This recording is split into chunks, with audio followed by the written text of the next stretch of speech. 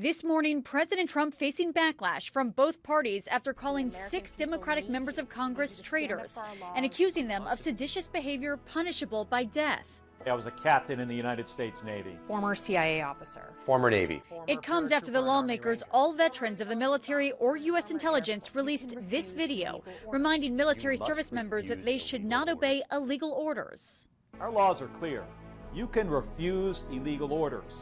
Democratic Senator Mark Kelly explaining the video's message. He has talked about sending troops into more U.S. cities. He's talked about invoking the Insurrection Act. In 2020, he went to his Secretary of Defense and he asked the question, he said, can't we just shoot these protesters in the legs? That is an example of an illegal order.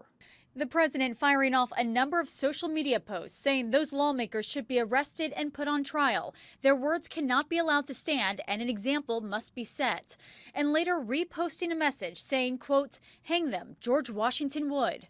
Lawmakers from both parties now criticizing the president's comments. This puts all of our lives in jeopardy. Democrats in the Congress are on the phone with their chiefs of staff, beefing up our security for this weekend and next week, because the president has a lot of unhinged supporters. That kind of rhetoric isn't good and stirs up people among us who may not be stable.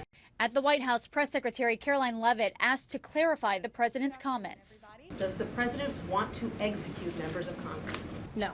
To suggest and encourage that active duty service members defy the chain of command is a very dangerous thing for sitting members of Congress to do, and they should be held accountable.